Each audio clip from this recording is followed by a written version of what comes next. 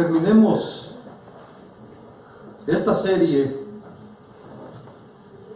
que se le tituló Los Marginados. ¿Y por qué se tituló Los Marginados? Porque no solo hoy, sino que por las edades siempre ha habido una diferencia en la sociedad. Y la sociedad siempre ha tenido personas queridas y no deseadas.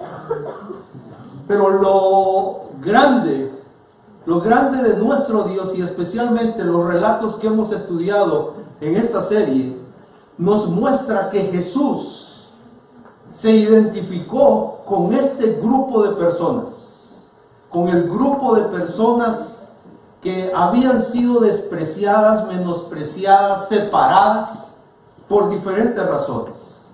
Yo no sé si nosotros en alguna medida nos podemos identificar con algún grupo no deseado, con separados por diferentes motivos, razones. Hay veces lo justificamos culpando a otro. Y sí, realmente puede tener la culpa. Pero lo que sí nosotros debemos estar claros es de que en esta sociedad de pecado en que vivimos, no podemos esperar algo justo. Justo solo es Dios. Amén. Para este día, el tema de hoy, ustedes lo están viendo en pantalla. Imperdonables. Así que la interrogante para iniciar será: ¿quién es un imperdonado? ¿Quiénes son los imperdonables? ¿Tú? ¿Yo? ¿A qué nos referimos con esta palabra? Ustedes han dicho, bueno, en la juventud, algunas veces, o hemos escuchado que algunos han dicho: si haces esto o aquello, no te perdono. ¿No lo han dicho ustedes? ¿Sí están conmigo? ¿No lo han dicho ustedes? Si me haces esto, definitivamente no te perdono. Y aquella persona se va a convertir en un imperdonado. Alguien que no tiene perdón. Así que un imperdonado, podríamos decir y definirlo a un imperdonado. ¿Me ayudas con la presentación? No está. Gracias. Un imperdonado podemos decir que es aquel juzgado, condenado y sentenciado. Es aquel que fue señalado por algún error cometido, fue condenado por ese error y fue sentenciado. Y me vino a mi mente, al estar pensando en ellos, me vino a mi mente y pensé en las personas que le dan cadena perpetua. ¿Sí o no? Fueron juzgados, fueron condenados, fueron sentenciados, pero por ahí un paréntesis quizás me detuvo y dije: pero han sido perdonados porque les perdonaron la vida, ¿o no? Así que quizás no podíamos incluirlos en los imperdonables. O no sé ustedes. Pero entonces di un paso más y pensé en los condenados a muerte. Y esto sí me llamó la atención, porque el que es condenado a muerte es juzgado, condenado, sentenciado y no tiene perdón. Está ya en el último momento de su historia y no tiene retroceso. No hay otra alternativa, ya no hay otro camino. Es un imperdonado. Y les voy a contar algo. En el año 2013 se estaban cumpliendo 60 años que en los Estados Unidos se ejecuta la sentencia de muerte. ¿Saben cuántos han sido sentenciados?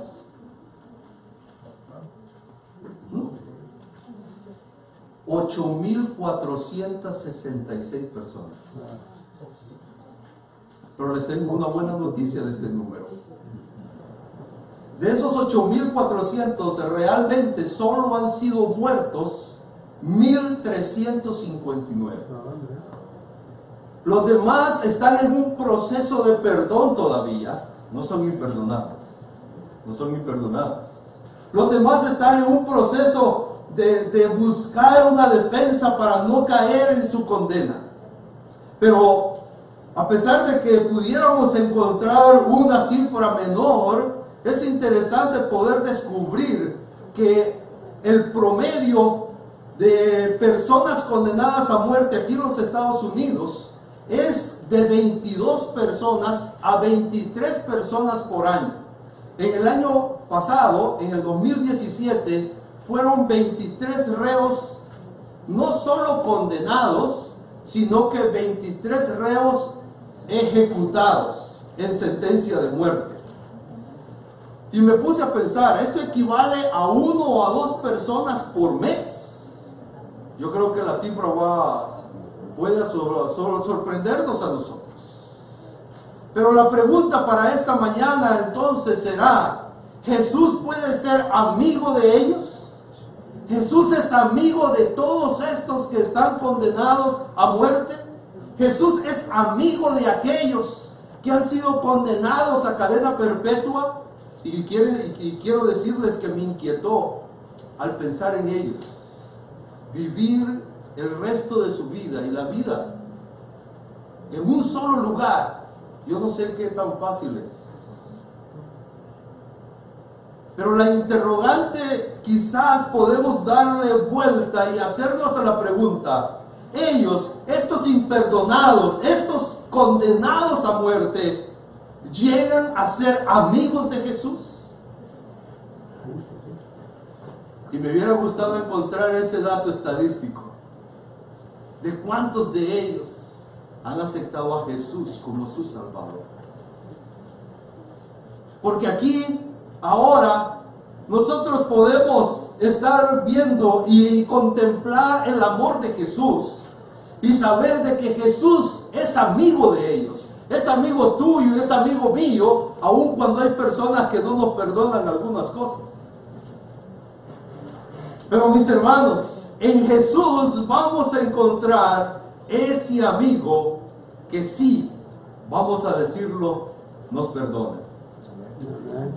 Pero les cuento una historia esta mañana. Una historia que ustedes conocen su final. Es una historia de un reo.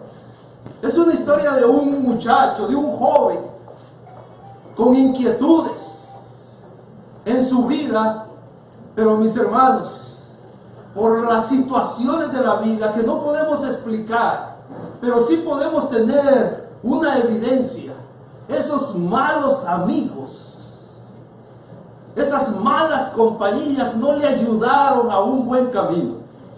Y este joven se desvió. Se desvió a tal grado de enfrentarse con la justicia. Se desvió en el ladronismo. Se desvió en el vandalismo. Y aquel joven tuvo que enfrentar un día la justicia. Este joven había conocido de Jesús. Y no podemos precisarlo, pero conoció a Jesús. Y sí podemos llegar a precisar que sí conoció a Jesús, solo que en un momento de alta crisis.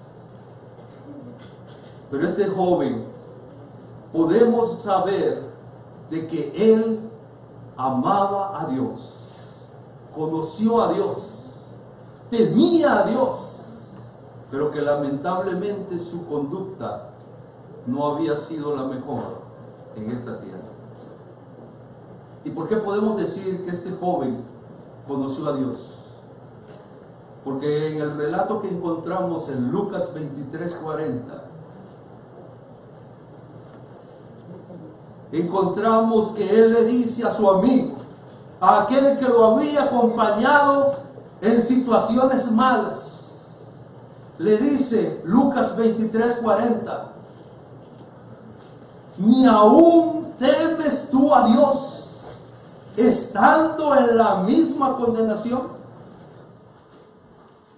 la historia de la salvación de este ladrón agonizante. Es muy interesante. Es un ejemplo notable del poder de la salvación de Cristo. Yo no sé si ustedes lo han visto allí, aunque el propósito de esta mañana quisiera enfocarme exclusivamente en el ladrón. He intentado, pero siempre me he desviado a ver a Cristo, porque es interesante. Allí, en una condición mala, en una condición incorrecta, allí estaba dispuesto Jesús a darle salvación. Y no solo estamos hablando de una condición mala del hombre, sino de una condición mala de Jesús, humanamente hablando. Porque nuestro Señor Jesús, en ese momento en que estaba dándole salvación al malhechor, estaba en su punto más bajo. La palabra de Dios dice que fue contado entre los transgresores, allí en el monte, ¿sí o no? Estaba en el punto más bajo, pero estando allí, Él extendió la salvación para aquel hombre, que también estaba en su punto más bajo y más crítico. Pero tengo que enfocarme en el ladrón. Tengo que enfocarme en el ladrón. ¿Saben por qué? Porque fue una fe admirable. Leía de un predicador famoso que dice que si Pablo tendría que escribir Hebreos capítulo 11, pero ya no enfocado en los héroes de la fe del Antiguo Testamento, sino en los héroes de la fe del Nuevo Testamento, este ladrón tendría que estar en esa lista. ¡Qué fe más admirable! Este hombre, sufriendo como estaba y viendo al Salvador en un estado tan triste, sin embargo, creyó y obtuvo vida eterna. Amén. ¿Sí o no? ¡Qué fe más admirable! Creyó en un Cristo crucificado, ridiculizado, agonizante. Jesús estaba muriendo. ¿Y saben qué? Jesús murió enfrente de aquel hombre. Pero él creyó y fue salvo. La fe del ladrón fue aún más notable porque estaba en una condición terrible. Miren, hermanos, tu fe y la mía, y lo digo con firmeza, sin dudar, tu fe y la mía tiemblan cuando estamos en problemas. Tu fe y la mía cuestiona a Dios cuando nos encontramos en una situación difícil. Aquel ladrón estaba en la condición más difícil que tú y yo podemos imaginar. Porque él sabía que dentro de pocas horas sus huesos iban a ser quebrados si no había muerto. La posición en la que él se encontraba era una posición difícil. Él estaba condenado a muerte.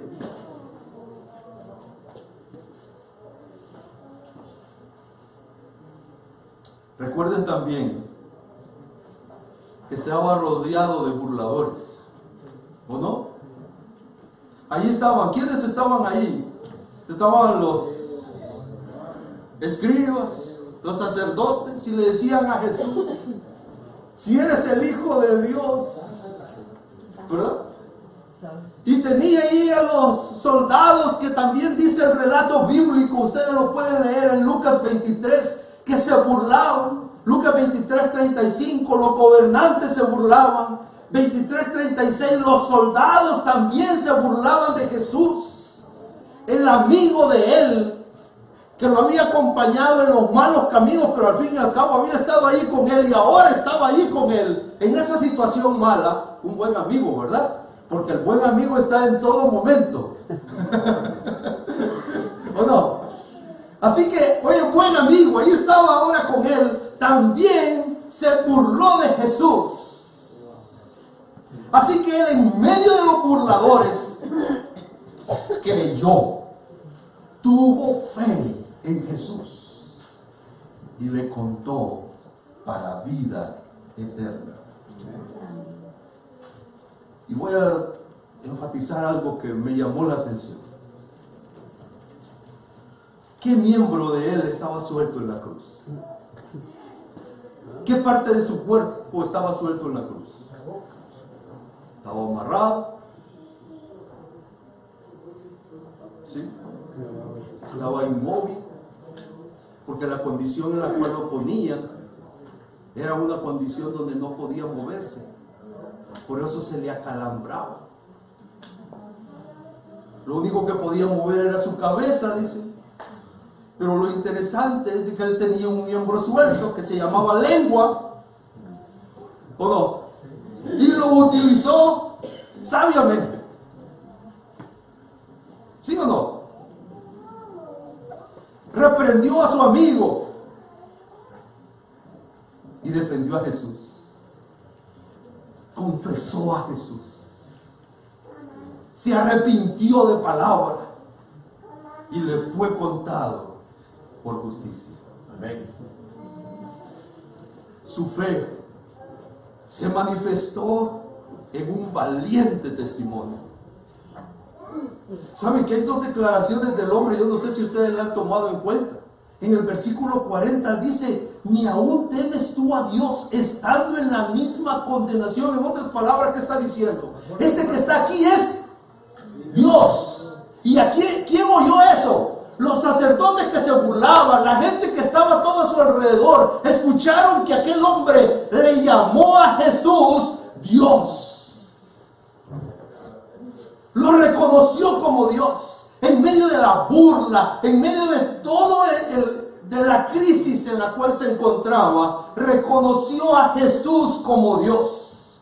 Y levantó un valiente testimonio y una confesión audaz, porque le declaró Dios. Y no solo le declaró Dios, sino que confirmó cuando él le dice: acuérdate de mí cuando vengas en tu reino. Él estaba confirmando que Jesús era el Dios que tenía un reino y que la escritura que leían ellos era una verdad. Él era el rey, y ese rey te ama a ti a pesar de que seas imperdonable.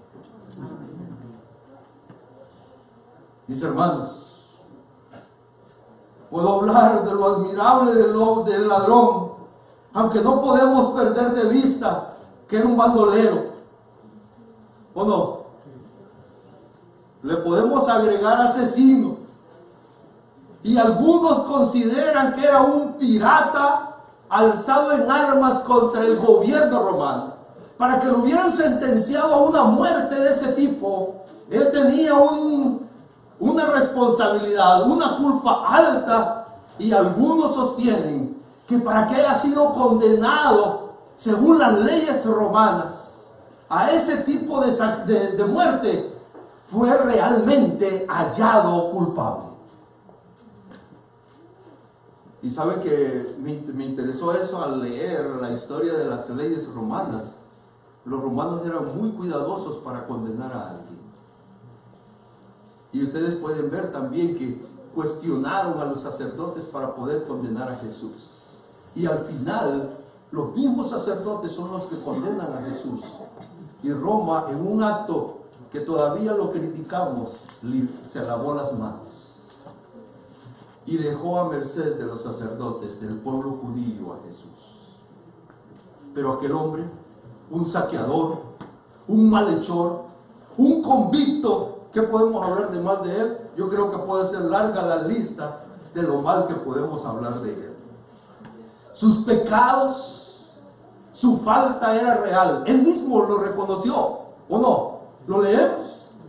Sí, porque dice: nosotros a la verdad, versículo 41, juntamente padecemos porque recibimos lo que merecieron nuestros hechos. En otras palabras, él está diciendo: sí, soy culpable. Y no soy solo yo culpable, tú que me acompañaste, querido amigo, también eres culpable. Lo mereces. Lo merecemos, pero este no lo merece. Así que aquel hombre podemos resaltar, y no puedo dejar de resaltar esta mañana, una increíble, una admirable fe. Pero les dije que no puedo y no debemos y no podemos ignorar a Jesús. ¿Qué significa el nombre Jesús? Salvador. ¿Verdad? Salvador. Aún en su última hora, Jesús hizo mérito a su propósito, a su nombre: salvar. Algunos consideran que fue el último hombre salvo, declarado públicamente.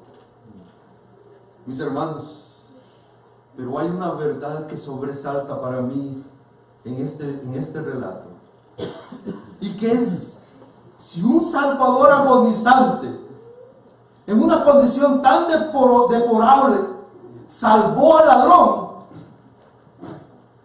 Él puede hacer aún más ahora, porque vive y reina.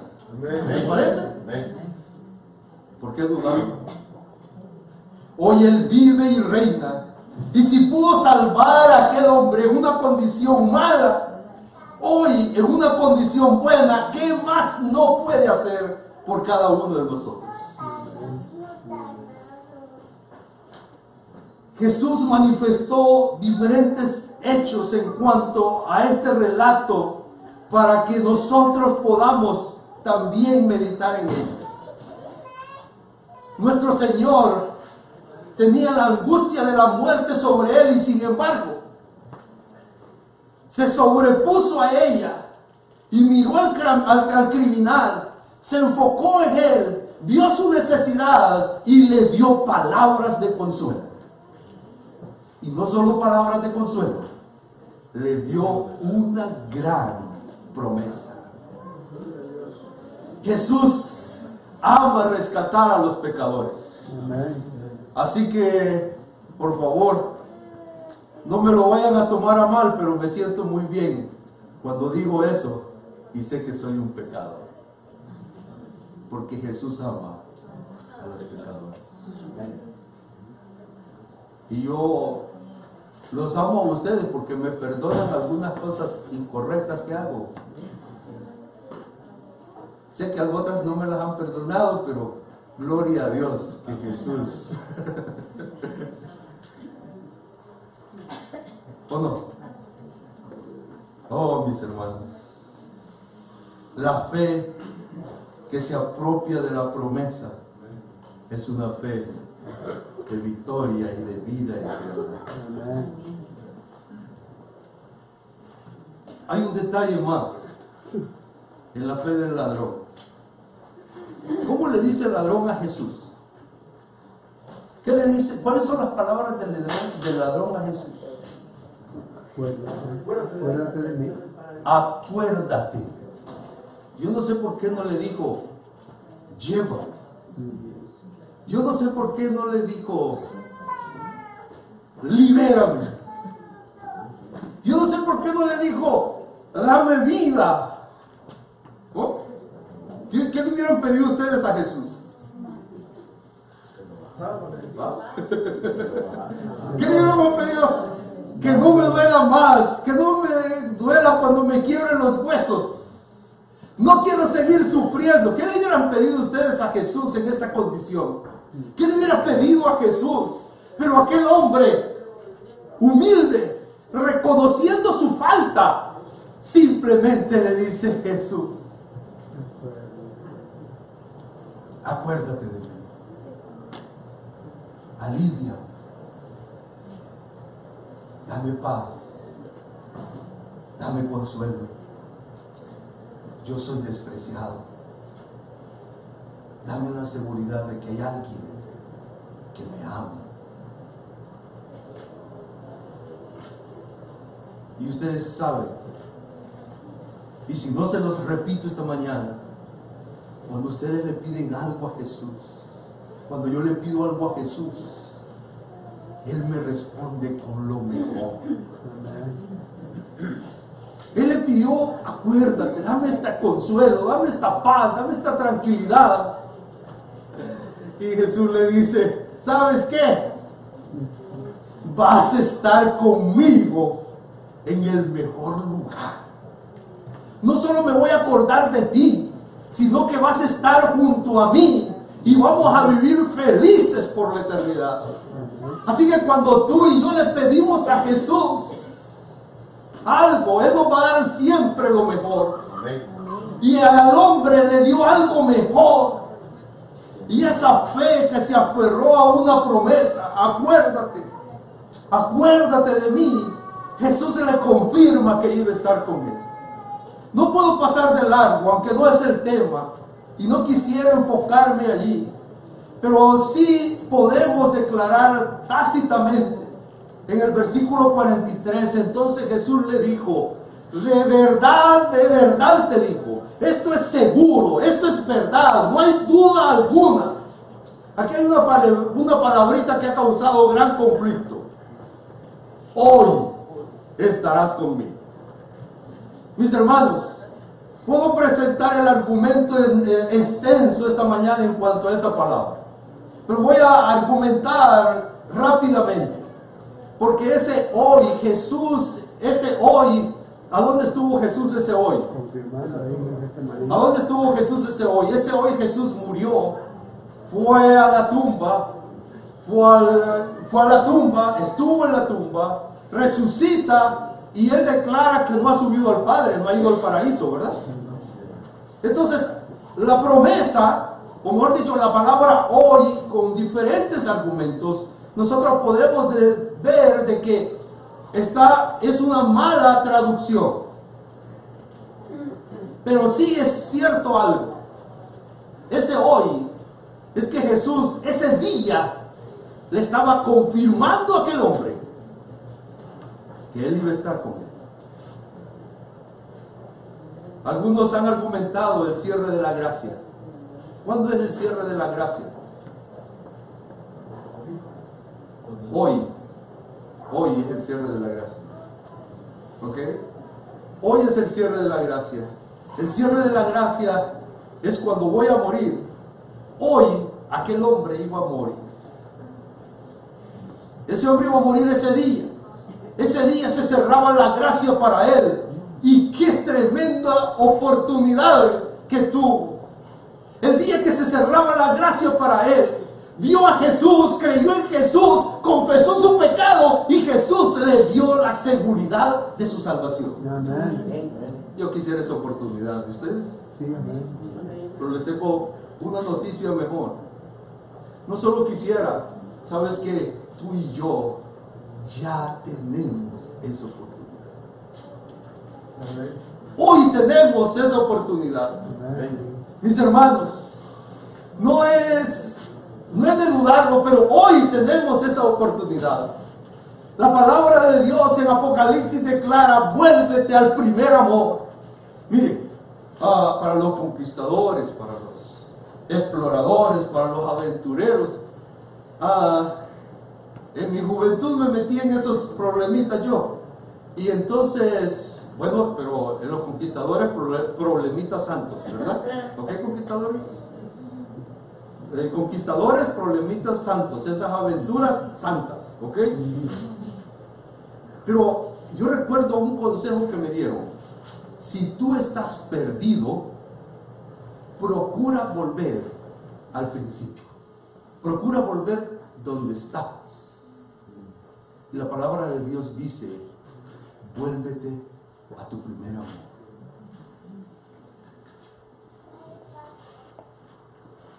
Vuelve a Jesús. ¿Cuál es tu condición hoy? Sabes que te voy a decir una declaración la más complicada que he encontrado.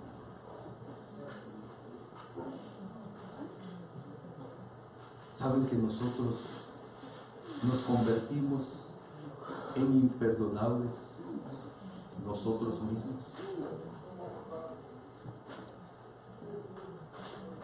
Tú, personalmente, no te perdona. Y vives con la culpa. Y sientes la culpa. Y por experiencia propia les diré que yo estuve por dejar la iglesia en mi juventud, porque la culpa me invadió. Me sentía culpable y yo mismo no me perdonaba. Y dije, ¿para qué ir más a la iglesia? Pero el ladrón nos da una gran lección. El ladrón me dio una gran lección. No te mires a ti. Mira a Jesús.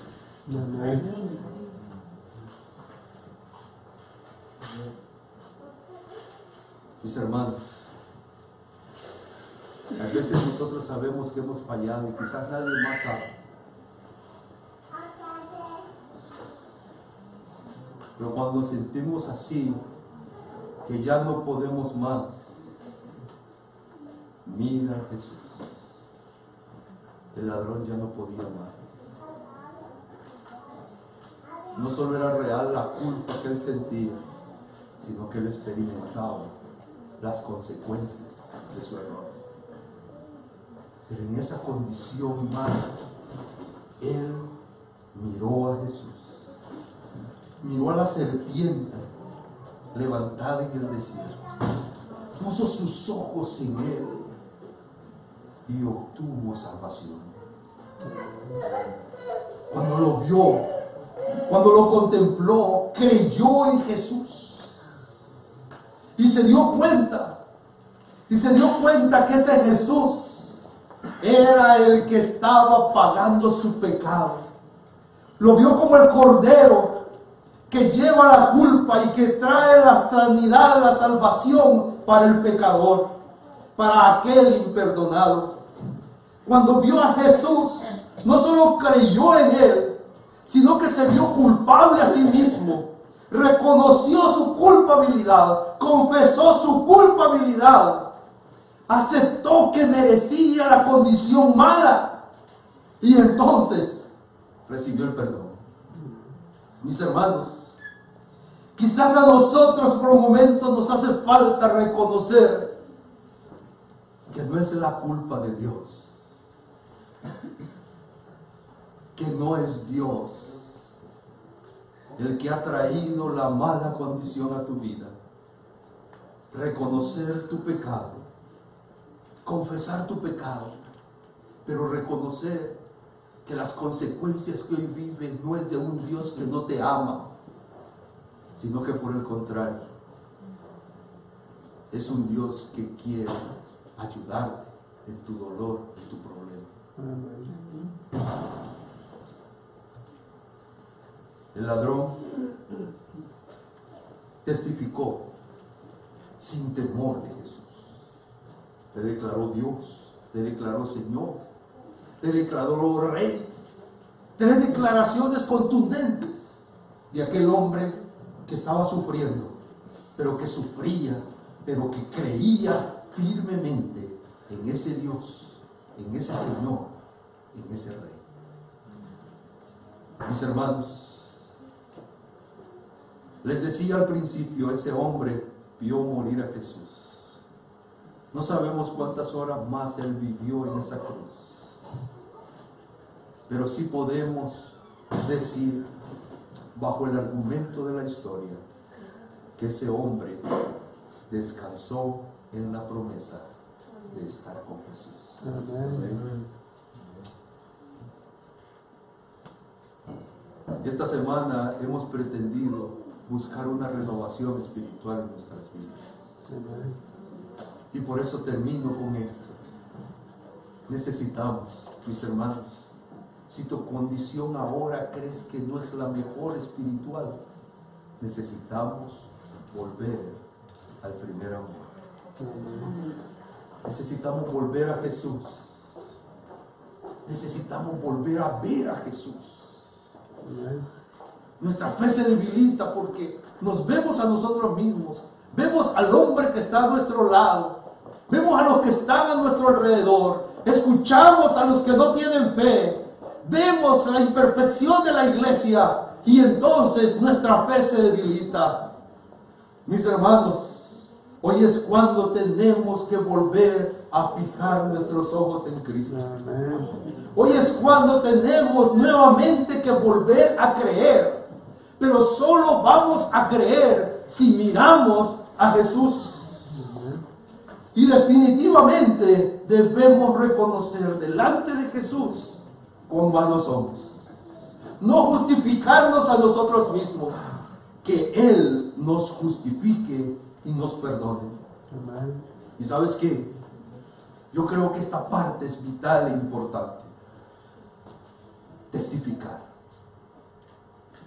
Hasta que tú digas quién es Jesús para ti, tú vas a estar convencido quién es Jesús para ti.